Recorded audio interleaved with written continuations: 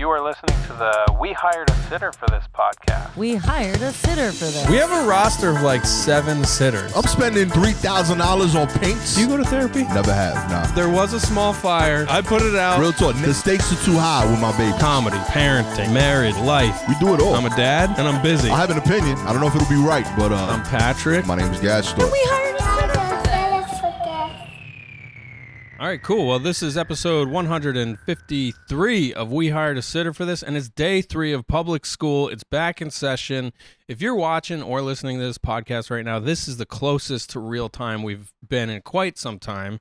We're recording on Monday, September 9th, and this will come out on Wednesday, September 11th. Boom. So, yeah, man. It's happening. We borderline live streaming. We're getting current right now. This is crazy. I We on Twitch. miss you. We haven't sat in these chairs since the beginning of August, I think. Wow, Like it's been a minute. 4 weeks ago. Look at that. So can we still do this? Do we know how to talk on mics? I don't remember. I lose it. Yeah, I mean, you were doing it probably every night this weekend. Yes, indeed. Killing it, I assume. Do okay, you know. You It's killed all fun. Friday night. Friday night we had a gig on a high-rise rooftop where I was just struggling. I was struggling to What are you talking about? like I was struggling with like, what am I doing? Is this the kind of gig I should be doing right now? Is this worth the time and effort? Like I'm dragging speakers up to the top of this building. I'm like, got all my gear out. I got 4 of my favorite comics in the world. Yeah, we had a blast. By the time I start the show, I'm like, I'm done. I'm tired. I've been on this roof since 5 p.m. The sun was just like beating down on me while I was setting up. Yeah. And it was like crisp fall weather all week, and it was still, but I was like, why is it so hot? Anyway, I was feeling like a little bitch by the time it was time to put on a show. I'm sorry to hear that, man. Yeah. I had a good time. I really did. Yeah, you killed it. Thank God you were there. I mean, everybody did great, Yeah. but yeah, I was just like in that place of like, man, the producer hat, to take off the producer hat and to put on the comedian hat. I forget that you got to have a little bit of a ceremony or something to do it. I'm surprised you do. I agree with doing the gig. I think the gig is fun. It's worth it. It pays. It's a guaranteed spot. I don't know if I would do the 2 roles. I would either say I'm producing today Yeah. and hire a host, and this is the thing I do for money, or I would give up some money and get like a Barker equivalent. Get a young comic. Hey, you set up and break down, Yeah. and I'll give you 5. Yeah. You don't have to bark. There's an audience. In exchange, I need you to put stuff together for me. Yeah. I know you struggle with that because you have a very particular look and I sound. have control issues. And you have, and to your credit, it looks good. I'm not saying it's not worth the effort, but I think you can train someone to do these things, and you will be able to then perform or I admit think, that it's not that. Yeah, well, I think what I'm gonna do is just have someone else MC, pay them a proper MC rate because they'll have to be there the whole time, and then do a spot. And even if I do a 10-minute spot, just to do some new stuff, do some old stuff. I like that. Cause like I'm a good MC, but it's MCing the same show you're producing. And when I mean producing, not even just booking, I mean like building the set. Yeah. Like I'm essentially building a set, a physical set and stage, because these are like weird spaces. Yeah, I think you're right. I think what happened was I did that once. I had Riley Lassen host one of these. She's I great. enjoy her. Yeah. And that company, they liked her fine, but they were like, yeah, we like it when you host. And like, so I got in my head that like they think I need to be hosting, but that was only one of these companies. So yeah, I guess I should just get an MC. Yeah, I just think there's too much value in it, and you being able to step away from have a 2-set buffer between the lights being put up and you performing. Yeah. Like you're not getting that chance to your point, kind of switch headspace. Yeah. You know what I mean? So like, yeah, you're in your head. You're not able to just kind of focus on being in the room. Yeah. That's not fair to you. You know what I mean? All right. You're Well, doing too many things, bro. It's settled. I appreciate it. Yeah. Have a good one, everybody. Done deal. With that said, I will say so much of this, and I know, and I'm saying this to myself as much, that whenever I do one of these things or do something like this and I feel it's going terrible, almost all of the terrible is in my head. I had no idea any of this stuff was happening in your head. I felt like it was just a good show. I came in I want to say in the second comic set, she looked like she was doing solid work. That's the homie Courtney. She was doing dope. Oh yeah, You yeah. know what I mean? They loved her. And then I saw you host over and over again.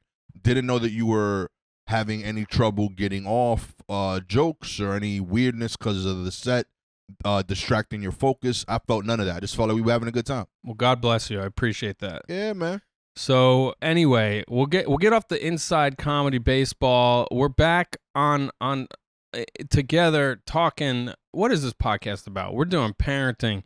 Last episode we talked about finances. This is interesting on YouTube. Really? We got 12 or 13 views. Woo! Where we normally get 2 to 4 views. Crazy. So you start talking about money in an honest way, people are like, "Ooh, let me get in on that. Let's see what's going on with these guys and their sadness." Yo, 400% growth right there, baby. Yeah, it's crazy. It was wild. So that was interesting to observe. But I don't even remember what we talked about money-wise. What did we say? So that was you dabbled at UPS for a little bit. Oh, yeah, yeah. You had a U-turn. Real life. I was on the verge of tears talking about not being able to afford the aquarium with Franny. Yeah. So we got real that episode. And it's crazy. It feels like that was a decade ago already. Because Yeah. I guess we were recording in August, but I was talking about stuff that happened in July. And now, like, I had to go to Utah on a work trip. I went and did all these colleges 2 weekends ago. All these apartment shows started up. Like, I feel like there's so much going on, and it is never end. It's like a relentless attack of shit going on in life where it's like my job is cool, but my kid's life is getting busier, my wife's wife is getting busier, and like every day it's like, how are we gonna do this? That's like literally how we look at each other in the mornings. Like, you got pickup later, we need a sitter on Wednesday because you got that other thing. Like, we're just like constantly scheming, like that picture of Russell Crowe from A Beautiful Mind, you know? It's us with our calendar. Oh, that's what's on the windows. Yeah, Okay. exactly. Well, that's Fran's graffiti and what's that word when they make a mess of everything? What is that called? Vandalism. Yes, that's Franny's vandalism. That's Frandalism all over the window. But yeah, like and yeah, so Franny's like, oh yeah, it's beautiful. We're beautiful minding it constantly with the calendar and the bank accounts. Like, Okay. the bank accounts, man, it like, it's tough being freelance with this kind of work where it's like, yeah, I did these 3 colleges and the checks are going to be nice, but they're not going to come for like 70 days sometimes. Yeah. And it's just like, we have a spreadsheet where we know what invoices are out and what checks will be coming, but it's not here. And like September 1st came and we're looking at our bank accounts like, what kind of origami Sudoku shit are we gonna do now to pay the mortgage? Like, it's nuts. Hell yeah. Yo, I'll tell you, I did a gig in Atlantic City this Saturday. Yeah.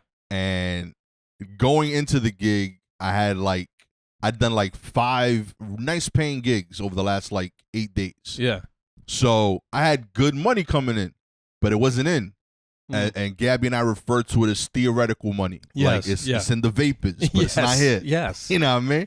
So like every show, I had to keep asking Gabby for more money to do the show. Right. And she's like, "Do you work? Like, what do you? Where are you going? That like you get paid, but I gotta pay you." Yeah. It's a paid gig. It's a paid gig, but you're the one paying me. Does she know that she's the comedy producer? Yo, and like I keep every time every gig was like a little bit further. Yeah. So like the first one was like, I need like $10 for like Metro cards and the water. Then like, I need $20. I need gas money. Yeah. Yo, I need $40 because it's gas and the toll. Now I'm going to Jersey. I need $70. You know, because I don't know how far the gas is. Because they're gonna stop at the rest stop and get food. And so then like the AC one, she gives me $70. I go to the gas station to load up gas for the trip. I put my debit card in. For some reason I had it stolen a while ago. Had to replace it, and my my code doesn't work. And I've known of this issue, and I gotta call my bank to get the code fixed. Yeah. But because I have a way of solving it, I haven't done it yet. And the solve is I transfer the money to my Venmo account, Yeah. and then I use my Venmo card to pay for it. So I transfer my Chase money that my wife sent me to my Venmo card. Then I put the Venmo card in. I'm about to get gas, accidentally hit 93 instead of 87. I don't want to pay you want extra. that expensive gas, that Can't be doing fancy, that. fancy gas. I'm not at that point in my life, B. Okay, so I try to cancel. I try to change it. Doesn't let me. It cancels the order. So I'm like, all right, no biggie. I'm gonna try to get gas again.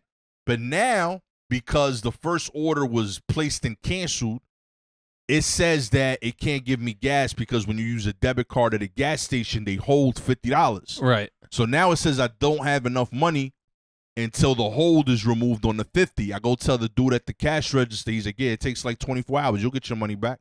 I'm like, yeah, but I don't got gas now. Yeah. And he's like, so use other money and you'll get the, I'm like, you understand, those were the 50. Like, that's all I got. I got 20 here, but you won't give me 20 without having 50. Yeah. And he's like, I don't know what to tell you. So, like, I had to call Gabby from the gas station to send me $30 more. And she's like, I don't understand this job you're doing anymore. Yeah. You know? You know? It is crazy. Venmo, Zelle, debit, credit accounts, we're all moving around. It is theoretical money. Yeah, it is it's not there. This is not real money. Like, I want to start doing gigs where I show up, I do the job, somebody gives me an envelope of cash. Even if it's $10, I want it in an envelope with my name on it. It's physical money. I'm putting it in my pocket, and then it'll go in a safe or a drawer or whatever at home. And now we're just in this, like, digital zeros and ones, fake money. Comedy clubs. I get the logistical side of it. I understand why you switched to digital. But I miss cash. Yes. I miss this. It was real talk. Outside of I don't even know if it was better than the laughs. I might have preferred that moment more than anything in comedy. When a comedy club gave me actual cash. I felt like a little bit gangster. Yeah. You know, I got to carry a wad of cash in my pocket. I'm allowed to walk through the comedy club kitchen. Yeah. I'm doing sets. People laugh. Nobody really understands my job, but it made sense to my heart. Okay. And you're not going home asking for allowance from your wife / mom. Because I have it. You know what I mean? And it's you go home, it's like, this is my own money. I made this money on my own. It's earned it. I remember that feeling of shoveling snow. Like, Ooh. we made $18 between 6 of us shoveling that driveway, but we're taking that $18 and we're going to the pizza place and we're eating pizza we got to get because we just made money. Like kings. Like we physically made a physical piece of paper of money. Real talk, yo. Now it's like I made money. It's like somebody's texting me a link to download Zelle to get the money. Then there's Melio. Anybody pay you through Melio yet? Not yet, thankfully. They're like, you can work here, but register for Melio, and eventually it'll connect to your bank account. And I'm like, just fucking. And meanwhile, I'm guilty of it too. Like these apartments. This is the second year I've done these for these people, and they say, I was like, how can we expedite the payment? And they're like, all right, invoice each building individually. And I was like, that's great. If we can have the check there the night of, that way I can pay comics immediately.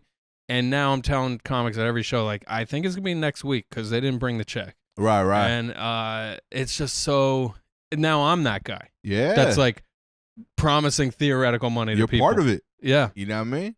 And like, I know there's a service that like somebody asked me to sign up for a check recently where like they brag about being the best service for independent contractors to use with other independent contractors. Yeah. And like in it says it tells you to use it for your own business.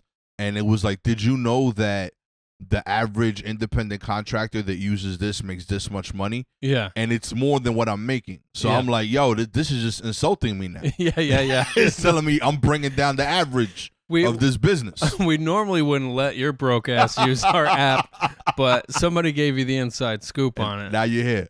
Real talk. Oh, that's I was getting paid like $150 under the average of the typical user of the app. And I was like, this ain't right, man. I don't know what business they in, but I want to do that. Yeah, and now they're also, Venmo is narking on us. Yo. They are telling the government how much you made on there last year.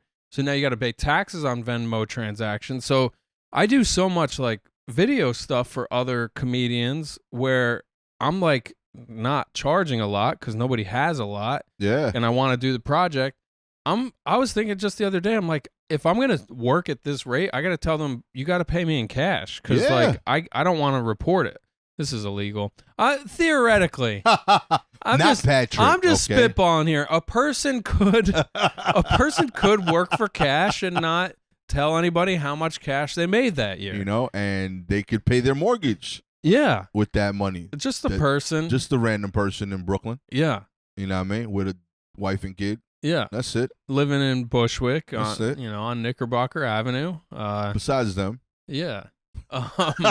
Speaking of mortgage, that's actually I riffed on stage and it went well once, and I've tried to go back to this. I need to sit and write it, but something happened here with our mortgage where the mortgage when we pay the mortgage bill, that bank pays the insurance company, like the apartment's insured, and it's an invisible thing that happens once or twice a year. It's like this lump payment to an insurance company.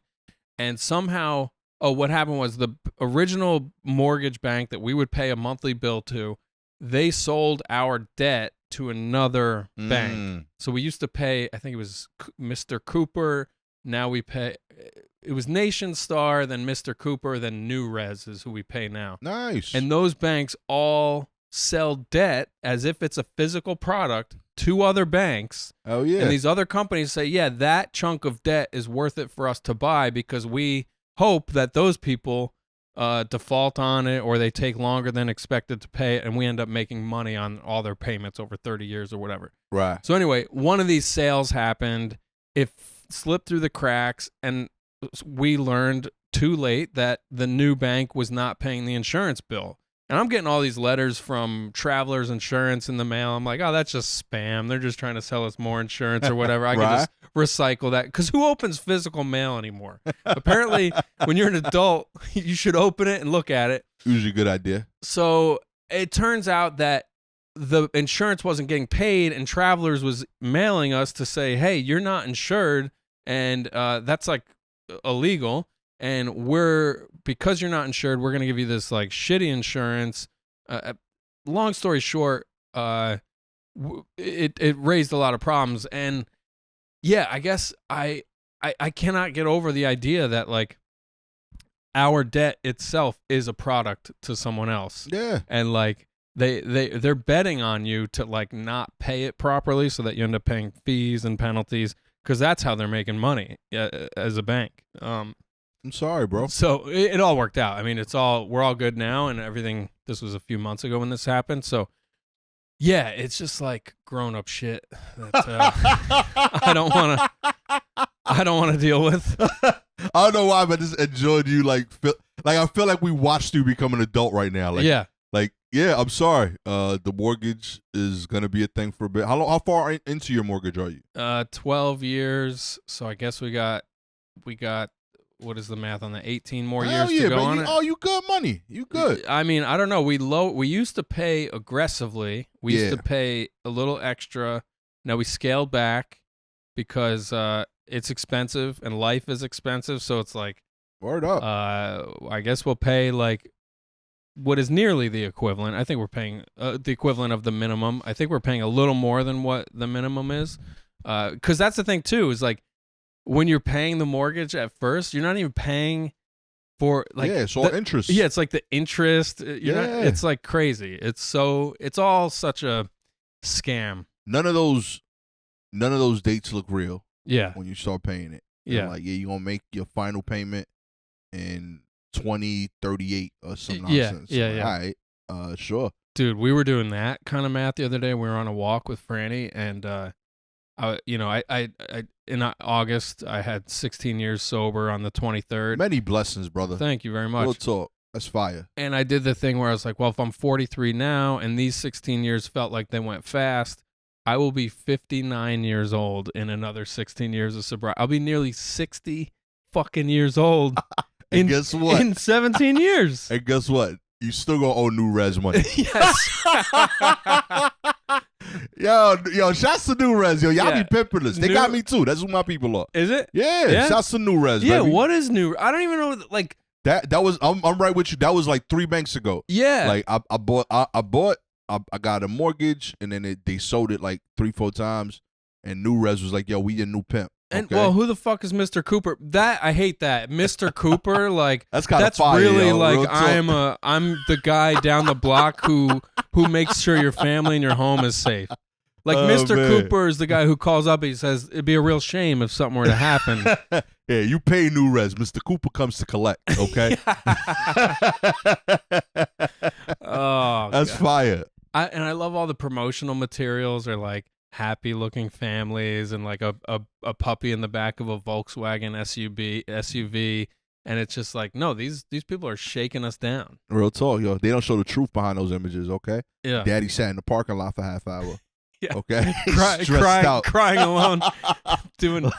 How am I gonna pay for this party? Yeah. You know what I mean? Yeah. She deserves a quinceañera, okay? But I don't know how to do it. Dude. You know what I mean? Those are real questions, all right? Dude, I can't even imagine that stuff. Oh my God. I got to figure out a Sweet 16 next year. I don't know what I'm doing yet. Whoa. Real talk. Yeah, you got big kids now. Yeah, yo. So you were telling me before we recorded there was some logistics around commute to school for one of them. Yeah.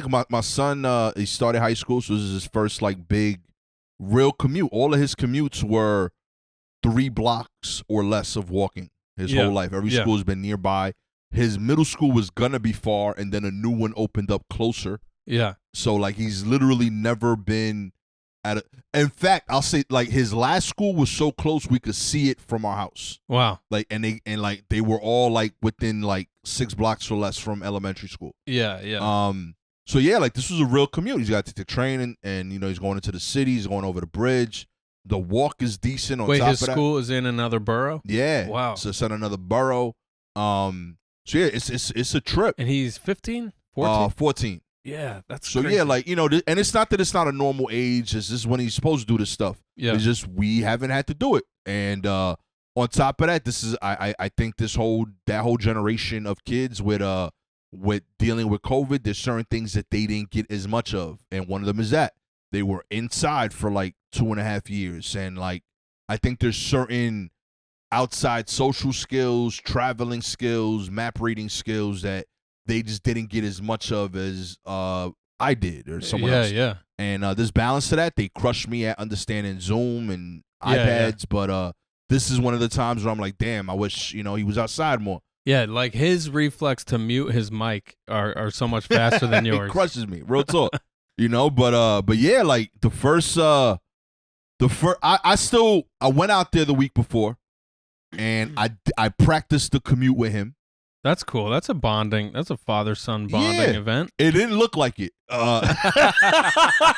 It was, but I know from afar, it looked like I was an asshole. Because what I did was... Were you making him walk ahead? I made him walk, and I stayed in my car. I followed... You were Mr. Cooper. Real talk. I was like, yo, where's the school at? I drove him to the school, and I was like, all right, I'm going to be at the train. And I drove, and I told him I was driving it, but basically I just let him walk, and I would drive mine. But I stayed in the car the whole way. That's amazing. Yo. I'm picturing you with a long lens taking pictures. Like, I was sending pictures to Gabby to let her know, yeah, he's there, he's good. But like, I was like, I don't gotta walk. I know where the hell it is. I know how to get places. You gotta walk, my G. And then But this didn't seem like a good opportunity for more steps. Are we still doing steps? Yo, not that day. I wasn't dealing with that. I was like, I did my part. So yeah, and then we got to the train. I waved him over to the car. I was like, yo, good job. All right, walk back. Show me you know how to get to the school from the train. We're doing reps now. Real talk. And we did it like we did 2 times each way. And but yeah, I felt good about it. But Gabby still felt unsure. Yeah. So like unbeknownst to me, his first day, she went, her mom went, and Aiden went. All of them. Yeah. They all went to the school together. And I was like, this is a little much, but like, he can handle this. On the way back, the grandma picked him up. Then the next day, I think the Gabby went with him, and the grandma picked him up the second day. And then the first, I like the idea of the familial entourage. It's like showing up to the Oscars or something. You got your whole team. You got your publicist, your manager, your agent. security. I'm okay with all of these people being there in general, but I like if grandma shows up to pick you up in December, I think that's cute. That's awesome. I love they hang out. Yeah. I think taking him this day, I think was more for my wife than for him. Right. I think he needed to experience going there. It was for her comfort. Yeah. I'm okay with that idea, but I wanted him to do this. Yeah, yeah. So like I didn't put up a fight, but like I was like, yo, like I feel like he should have gone solo. And let him spread his wings. Yeah, let him try it out. And the set when we kind of started talking about it, but I ain't really want to dig in because it wasn't a fight I felt like worthwhile having because I felt like she had just as many valid points for her side. Right. So it's like I don't need to win this. I'm not gaining anything from it. And eventually he's gonna have to go on his own anyway. So like it is what it is. And I didn't want it to become an emotional thing that like, helped her and helped him too. So I kind of let it go. That is one thing you can't underestimate either, which is like you as dads, I mean, the typical makeup of the dad mentality is like we're able to detach a little easier. Like we can like sort of like logically know like, yeah, he needs this. Even if he makes a mistake, like it's good for him. Yeah. And I think the moms are just such like protectors in a way that maybe we can't biologically understand. So like maybe, yeah, like the same way he needs to spread his wings and fly, like she needed that gentle, like transitional day or two to do whatever she needed to do to like get more comfortable with it.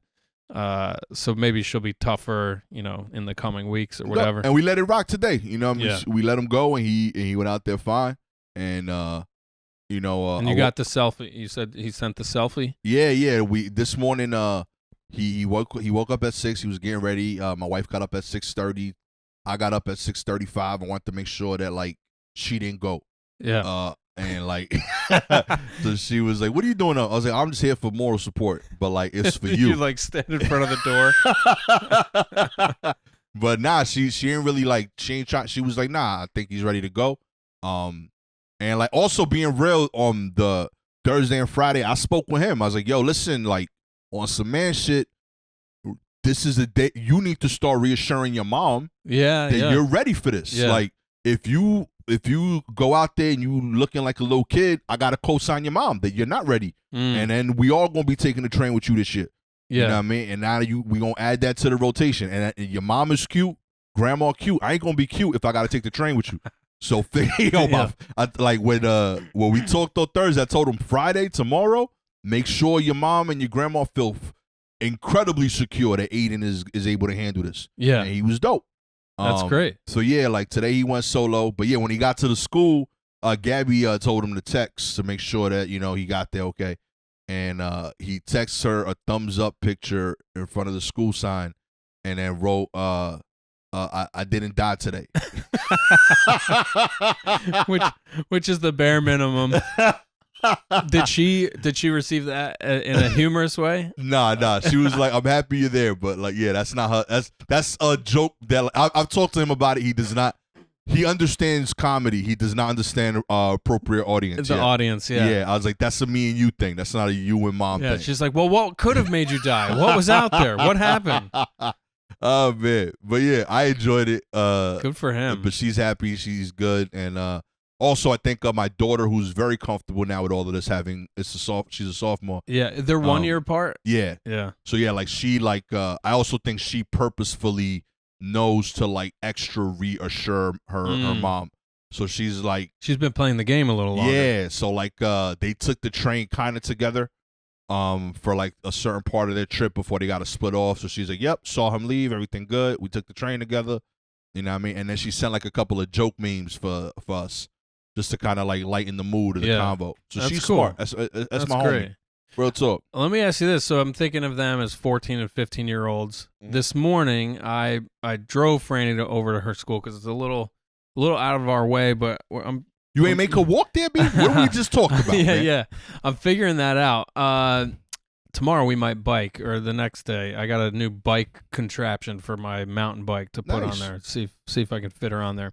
But so I drop her off at 8. I come back here to get a city bike because I'm going to go to my morning meeting.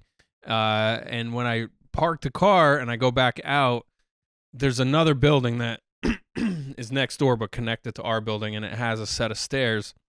And as I go out the front door of that building from our parking lot, there's 3 teenagers sitting at the top of the stairs rolling a joint. The girl's rolling the joint. The guy's got the weed grinder. They're all wearing their school uniforms. They're like polo shirts. I won't say what color because I don't want to narc these kids. But they could not have been older than 13, 14 years old. Like, these were young-looking kids smoking weed instead of going to school. And I decided they got up for me so I could walk through, and I was like, I'm not even talking to these people, like, whatever, like, they're not my kids. Yeah. I don't know if I'm ready for my old man phase where I say, don't you kids got to be at school? Like, what do you think? Do I have a responsibility as a neighbor of this neighborhood, a resident of this neighborhood, to parent, to community parent? Or I guess where I was like, I got shit to do. I'm going somewhere. Yeah. They're not going to spend the whole day here because they're also going to realize it's not a good spot because they're about to get 20 people going to work down those stairs. And I kind of trust that they're going to go to school anyway. They were in uniform. They're good. Yeah. What do you think? I think community parenting is important. I think that it is, but I think it functions in layers. So, like, my kids, I parent fully. I expect my siblings to parent 80. Mm-hmm. And then, like, a neighbor to parent, like, 40%. Yeah. So, like, if I see my kid smoking weed, for example, I would have a convo with them about what that is and why they shouldn't be doing it at this age. They're minors, et cetera, et cetera. If my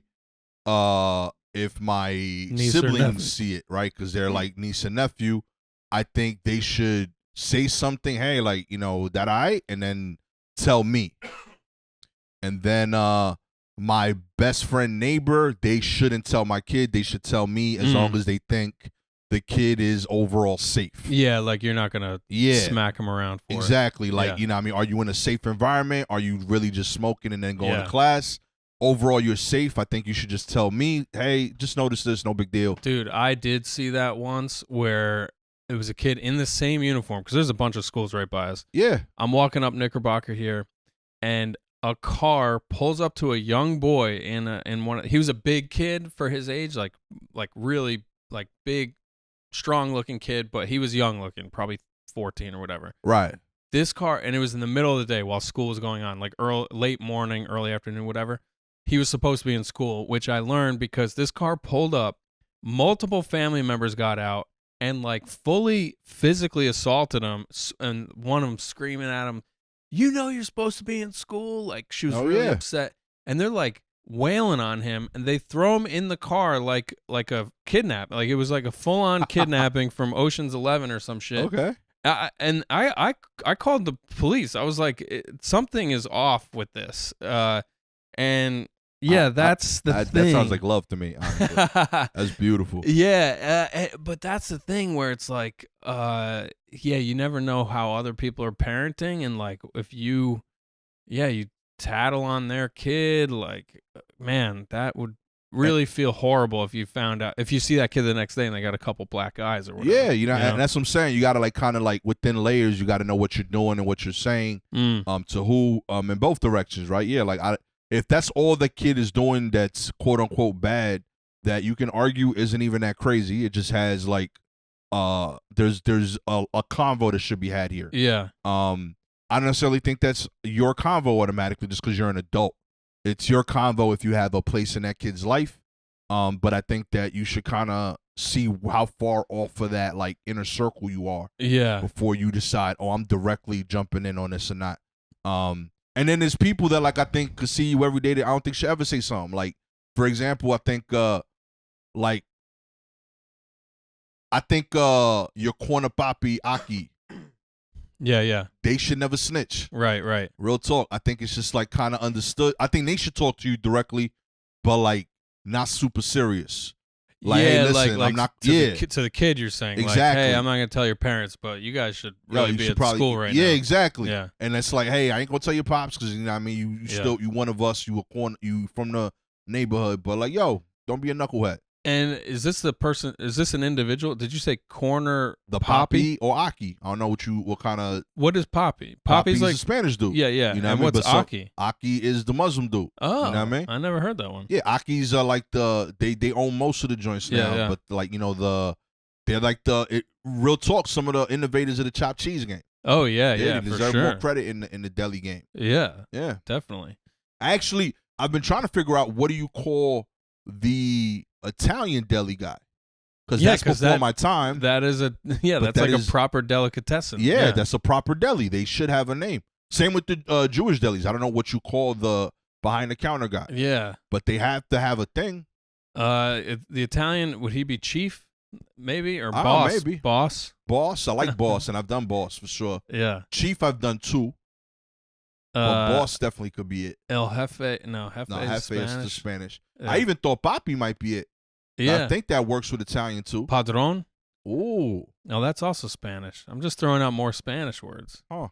If you know, let us know. I'd love to know what the shorthand is for the Italian dude at the Italian deli that makes really dope sandwiches. But think about the kids on the stairs. What I almost said that I'm glad I didn't. I'm glad I didn't say anything. They just got up, made space, and I left. But I almost said, this is really not the place for this, guys. This is really not the place. And I know how snide and snotty that sounds. Oh God. And like white guy in the neighborhood telling people, like, making rules. And I did that recently. I said that recently, right in front of Museum of Natural History. I have a client in that neighborhood. I got to go up and down that subway all the time. And there were all these like European tourists sitting on the first step to go down the subway tunnel. Like it's very busy there. And I was just like in a rush. Also had a shitty work thing just happen. So I'm like, I say to them, and I know they're all European, so I'd like say it in basic language so that I think it'll just be internationally known. And I just say, you can't sit here, like not right here, not for sitting. That's such a different energy though, B. And I'm like, why do I? You say, guys, this is really not the place. Like real talk, yo. Like if you would have said that, I would completely understand if Franny would have been like, yo, Pops, you a herb, yo. What you doing? But you messing up my street cred. Yeah. Okay? Don't be talking like that. Yo, never mind him, okay? Get back to your stuff. And it's crazy how like I'm starting to act my age. Like stuff like that comes to mind. I'm like, oh that's yeah, not your age. I'm 60. Okay? Don't be grouping us like that, all right? But I think I'm a cool like 25-year-old still. But then there are things that come out of my mouth. I'm like, no, I'm a 43-year-old dad now. Yeah. Yo, low key, you know, like with stuff like that, I've noticed that most people that are doing anything like that, they're usually community conscious.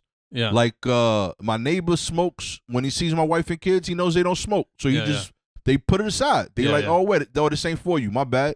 Yeah. And like I don't think you got to police anything crazy. Yeah. If it gets if there's something happening that's above and beyond that, I think you'd know. But that you gotta fight that inner instinct to do that. That's wild work. Yeah. Nah, let them dudes smoke up, be they chilling. They stressed out, man. You got algebra tests and shit. I know, yeah. They're probably learning state capitals. It's overwhelming. Nah, man. Gotta get take the edge off. You know, it's only 8:15 in the morning. Gotta. It's a rough day. You know what I mean? Yeah. So I don't know. It's also hard for me to not see that and then be like, damn, like 10 years maybe before she starts getting all these options thrown at her, you know, like it's fair. Like how soon till she's like got her little crew and they're like, oh, I know if I leave 10 minutes early, I can do whatever before we go into school. That's fair. Or I'll just say I'm going to school and then they won't know that I'm not, you know, like, and that's part of what you got to build into it. Yeah. And you gotta be that parent, you know what I mean? I mean, I trust that my kids aren't doing stuff, but I don't know. I assume I didn't do that stuff growing up, but I felt like I earned enough cosign from my parents and freedom from my parents that like yeah, like I'm handling my shit. But by the same token, I had so much free time that I could have done that stuff. Right. I assume that they're not. I feel like my daughter in particular, I think is very like, she's a snob. Like she's like straight up an asshole to people. And like I think we got to work on that big picture. But like she'll definitely like be like, I don't even know how these people got time for this shit. Okay, this is why you got to be average. Okay. Yeah. And like, she's one of them types. Like so, great for her grades. Maybe not great for her social circle. Yeah. But you know she could learn how to be friends with weed smokers in college. Yeah, you know? yeah. In the meantime, stay focused. Maybe you be valedictorian. What are they doing after school? Like, cause school gets out at what, 2:20? Is that like for everybody? 2:40. It varies per school. 2:20 to like 3:30 from what I saw. Going through the high school apps with my son last year. Yeah. It varies. My daughter is in 2 after school clubs. Which ones? There is unless it's private information. I believe one is like a drama club. Like she was really into acting. That's cool. And one of them is like art related that I don't fully understand, but Gabby does. Yeah. She's also in like the track for like honor society, so she does like volunteer hours like once a month around the school or like stuff like that. That's great. No idea what Aiden's gonna do. He just started. And for 5 days a week, they're doing something after school at the school, or like most days I would they're say coming home. 3 days a week she does something. 2 days a week she comes home. And you know, like saying this thing again, like it's not perfect, but like, and being frank, I don't care to check, but I know she has like an AirTag. I know she has an iPhone. Yeah. So like, if I need to find her, I can. If she started lying, I would be able to like, I'd have stuff that I could check that would be able to prove whether or not that's legit. Yeah. But she's earned the right for me to give her that freedom and space to do that.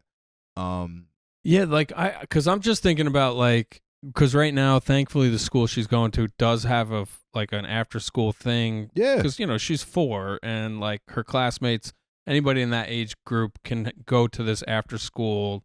Like there's a caretaker there. And they could stay till 5 or 5:30, I think. And we just have to do that right now because of our work situation. Right. And I'm like, well, that won't be forever. But what age does? Because I remember when I got out of school at 3, we would walk home through the neighborhood, the small town I lived in, and we would come home and we'd have a couple, like 2.5 hours before my mom got home. Oh yeah. And I think we were young. It was probably like 3rd, 4th grade, we started doing that unsupervised. We did have babysitters for a while there, in 1st, 2nd, 3rd grade or whatever. But yeah, I'm just like, when will, like, there will be a point where she is leaving school and then coming back here alone, or possibly I'm working from here. But like, I'm like already thinking like, how am I gonna juggle that, or what's that gonna be like? I mean. Just to be clear, I'm saying this from doing it, but don't stress it because you don't have the answer now because it's not a real thing now. Yeah. And I say that as someone who stressed it and didn't have the answer either. But like, yeah, like you're going to spend time thinking about it. It's a theoretical thing that you don't know the answers you're going to have because you don't know the version of Franny you have who's going to offer you like things that she's able to handle and show you like you're seeing Franny today, like as a little kid. 12-year-old Franny's going to be like capable of all of that. Yeah. Because y'all are dope parents and she's going to have all that skill already. You know, so like, don't worry about what that kid is going to do later and how you're going to solve problems because she's not going to have the same problems. Yeah. She's going to be capable of doing a lot. She's going to blow your mind with her independence and her responsibility. And she's going to be more than capable of doing that stuff. And if for some reason she isn't, it's not like it's going to be a surprise. Like you would have been parenting her this whole time. And you would know, oh, this is her strengths, this is her weakness. So we could work on this by having this available. You know what I mean? It'll be peace, man. It's That's good a good money, point. Keep it in the keep it in the pocket. reality. We here right now. This is reality. You crushing it right now. She good money. She a witty, smart, beautiful kid. She doing dope work. You know what I mean? So don't get stressed out about 12-year-old Franny problems. You know what I mean? That's not her bag yet. Yeah. Well, thank you. That's a good reminder and very kind words. Real talk. I'm stressed out about like, and I say this because I do the same thing. Like I'm stressed out about college, Michaela. Yeah. You know what I mean? And I got to remind myself, high school Michaela is killing it. And if you would have asked me you know, when they were 8, I would have been stressed out about high school, Michaela. You know, and I'm realizing, that was stupid of me. I'm just doing my best in the moment, and now she's capable of handling the present issues. Yeah. So I just got to do my best the next 3-4 years, and when that pops up, she'll be more than capable. If anything, every time it's happened, me and Gabby are the ones that struggle more, like we just discussed. Right. But like our kids are ready. They doing their thing. Yeah, and when you think of yourself at that age, like I remember thinking, nobody can tell me anything. Like I'm killing it. I'm in charge now. Like I'm gonna do what I want. I kind of really started checking out from my mom's like whatever, like probably around 13, 14 years old, where I was just like, I'm good. You know, as a New Yorker, I give so much credit to gangster rap for this. You know, I think gangster rap doesn't get enough credit for instilling confidence in young people. Okay. Yeah. I felt like, listen, Nas wrote a classic album when he was like 18. I could get through poetry class, you know? Yeah.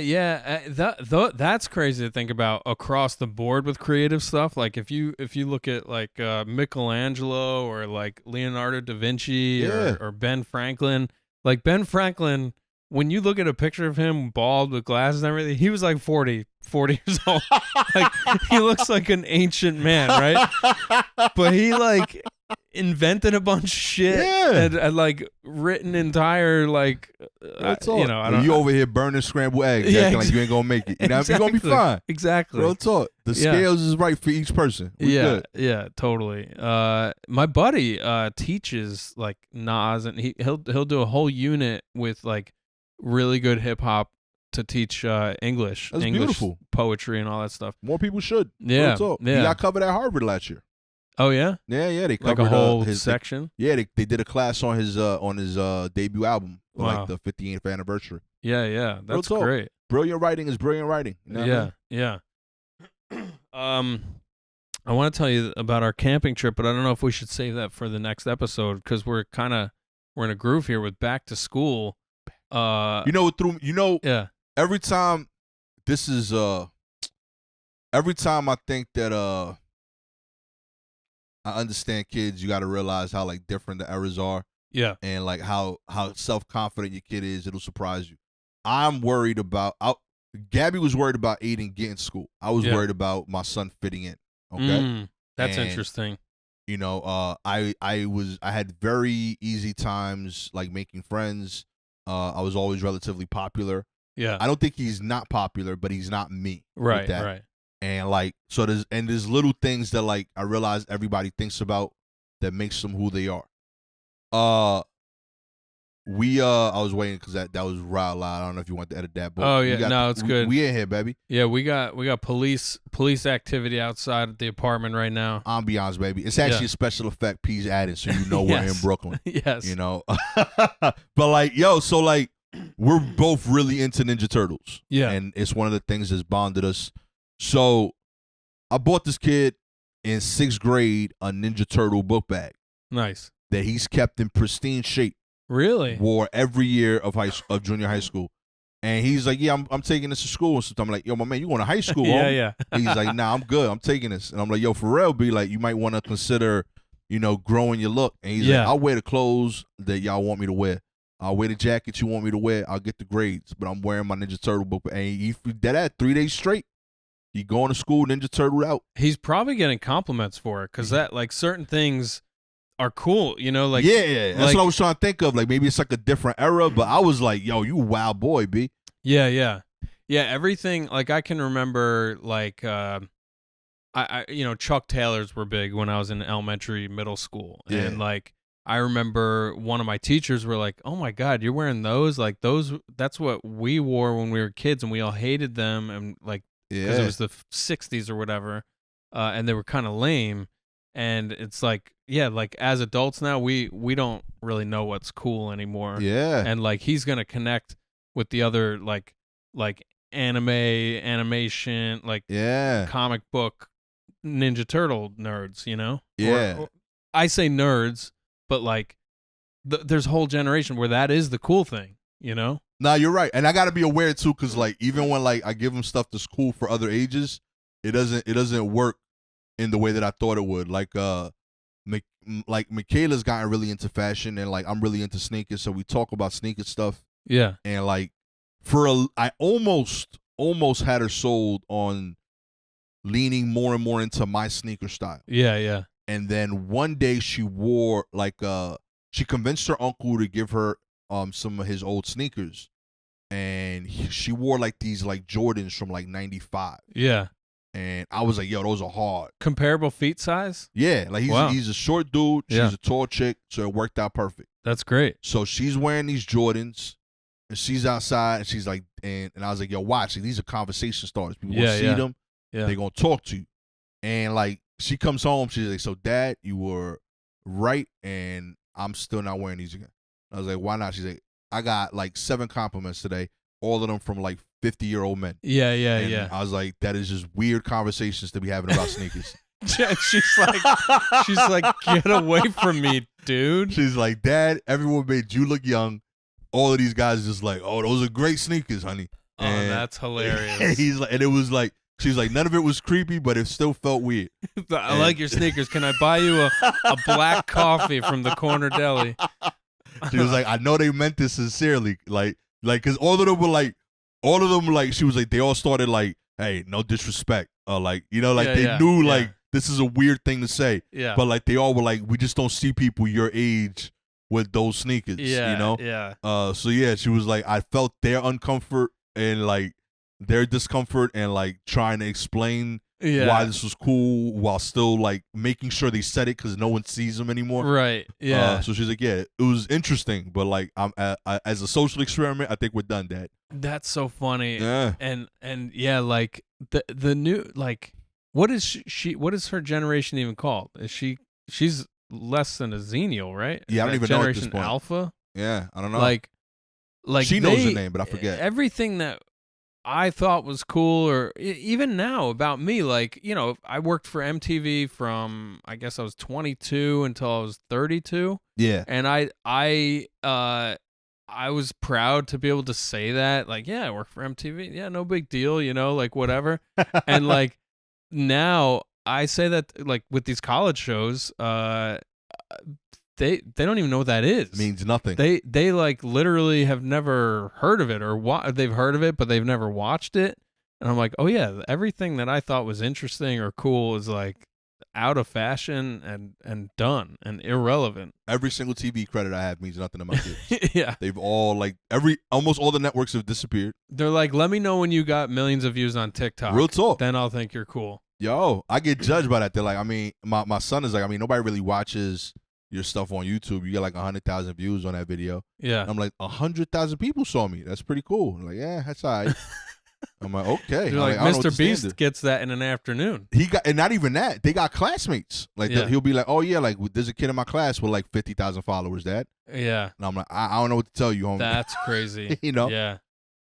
Man, I'm pro like yonder boxes or whatever at schools. Like I don't know. Yeah, the kids' phones. It freaks me out, man. In his junior high school, they had them every morning. Yeah. Yeah. I'm thinking about getting one for myself. Do you think if I had one that I could put my phone in, it won't like surveil me and like send me ads? Like, because then it would chop off any signal, right? Or why don't you get a simple phone then? I also think I could just turn off my phone more often, like power it all the way down. You could like switch modes. Because I'm like, I have to buy a couple pieces of equipment. You know, like there's certain things I got to buy, and I'll like search for them. I'll do some research on my phone, and then next thing I know, all my ads are like all about that thing. You in the Matrix. Yeah, man, I hate it. Anyway, let's wind down this one because we're gonna record another one. I want to tell you about our camping trip. Amen. I want to tell you about Franny's hunger. Double teaser. Just total hunger and obsession for sugar. Oh. As a man who can talk about sugar for days with me. So yeah, thanks for watching. What do you got going on? So this will air this week. Okay. I don't know. You got anything going on? I have something I want to tell people about. Tell them. You got something going on this weekend? I don't think so. Okay. I mean, I just want to share that October 10th, we're doing a film premiere for this film I made with Joe List. It's a comedy documentary. Nothing I was going to say, by the way, is as cool as this. Y'all should listen. Oh, yeah. This movie's going to play in the East Village of New York City. It's this documentary. It's about a comedian. It's about friendship and career and pop culture and drug addiction and alcoholism. It's got all the fun topics, and it's hilarious. And Joe is going to do a Q&A with the subject of the film, Tom Dustin, and Ron Bennington is going to moderate this Q&A. So if you're a comedy nerd, it's going to be like such a cool event. So that's October 10th, and it's Village East Cinemas, I think. So yeah, come out to that. I'll be there probably filming it to make more content. Amen. So yeah, I just want to make sure people know about that. He's underselling this. What was your role? I produced and edited the film. Okay. So yeah, I didn't direct it. Joe directed. But yeah, this is the thing. I'm definitely the most proud of this out of all the comedy specials and things like that I've put together. I'm really proud of it. Yeah, I think you and Joe did some incredible work here. I would also say I don't know. I can't speak for Joe directly, but based on the other things he's involved in, this seems like a passion project kind of thing. Yeah. You know what I mean? Almost everything else he's produced has been a special, whether his or someone else's. I know he's been involved with some other films. He did a joint with Louis. Yeah. But this seemed like a passion project that like he's really invested in, both because of the character as in the subject, the guy, and the character and the subject as in the career. Yeah. That is probably a more realistic view of what it is to be a stand-up than what, you know, people might believe or know of going in. So yeah, I if you're a fan of stand-up, you're a fan of Joe's, you're a fan of Patrick's, check it out. You'll find it absolutely beautiful. Really dope piece of art. I had the pleasure of checking it out. My bad, Joe, if Patrick wasn't supposed to show me. Yeah, Gastor got a secret link. It was fire. Nobody else saw it though. But yeah, actually, I would say another angle on it is like creativity in general. Like if you're a creative person and want to get into the nerdy stuff about process and all that stuff, it touches on that for sure. And Joe, he says it in the footage. I don't think he says it in the film. I don't think we kept it in there, but we asked him, why did you want to make this film? And Joe, he really does want to like direct real films. He wants to make more movies, and a documentary is like a way to tell a story with a lot less money. So that's why he went for this documentary this time. But he like has a lot of aspirations to be the real deal filmmaker. So let's help him make this a successful first go at it. Anyway, thanks for watching. It's great to see everybody. We'll see you next week. One.